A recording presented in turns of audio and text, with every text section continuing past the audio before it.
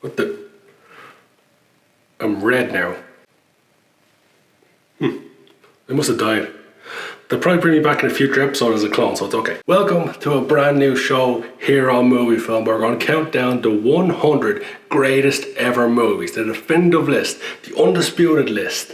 It's a brand new dawn for the channel. It's a brand new day, literally, because we used to just post on Wednesdays. We now also post on Fridays, starting with the 100 greatest ever movies. It's a lot of movies to go through. We're going to take it 5 at a time. That's the rundown of the show.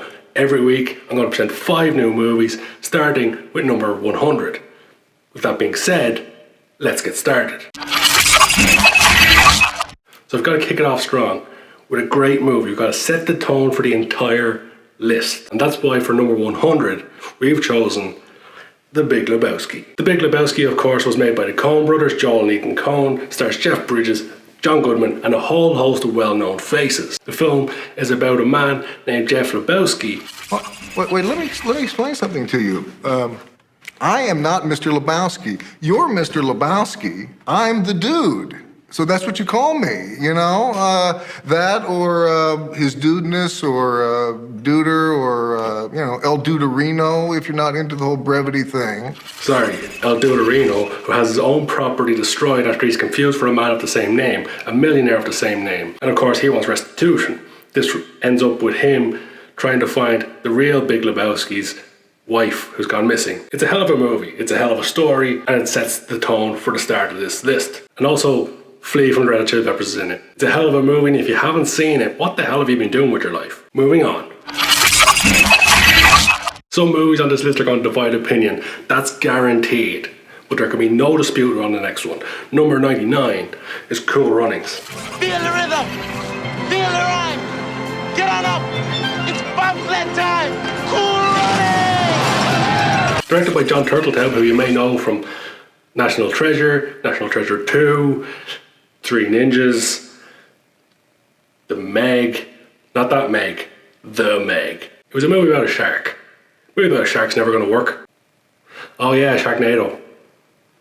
Cool Runnings starred Leon, Dougie Doug, Raleigh Lewis, and Malik Yoba, as well as John Candy. The film, if you don't know, is about the Jamaican bobsleigh team and their hopes of getting into the Winter Olympics. It's a laugh-out-loud comedy at points, which will also pull at your heartstrings, and if you do not like Cool Runnings, there is something seriously wrong with you as a human being. You need to look at yourself in the mirror. And we're going to move on to number 98. Number 98 on the list is again a 90s movie. But this 90s movie, arguably one of the greatest movies ever made because of the lasting effect of the movie. Because anybody who watched this movie instantly became paranoid after watching it. That movie, of course, is The Truman Show. Directed by Peter Weir, starring Jim Carrey as an insurance salesman whose life is a reality show unbeknownst to him. Yeah, it kind of got us all paranoid. Maybe that movie's all about me. Maybe that movie was made as an intentional message sent to me to let me know my life's really a reality show. Maybe behind every mirror in my house is a camera. Maybe they're watching me right now. Well, yeah, there's a camera there, I know there might be people watching. I don't know. But then again, maybe some of us do have reason to be paranoid. I'm talking to you, Paul. I think I just freaked the fuck out of someone called Paul. If I did, let me know. I really want to know. Back to The Truman Show. Hell of a movie.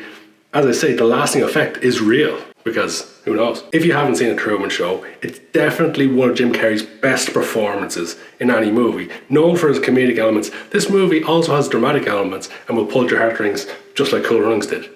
Great movie, Cool Runnings. Great movie. Number 97. And before I reveal it, I'm going to let you have a guess what number 97 is. Here's some facts. It's directed by George Lucas. Did you just say Star Wars? You're wrong. It's American Graffiti. I like the color of your car there, man. What's that supposed to be? Sort of a cross between piss yellow and puke green, ain't it? Well, you call that a paint job, but it's pretty ugly. I bet you got to sneak up on the pumps just to get a little air in your tires. Well, at least I don't have to pull over to the side just to let a funeral go by, man. Oh, funny. You know what?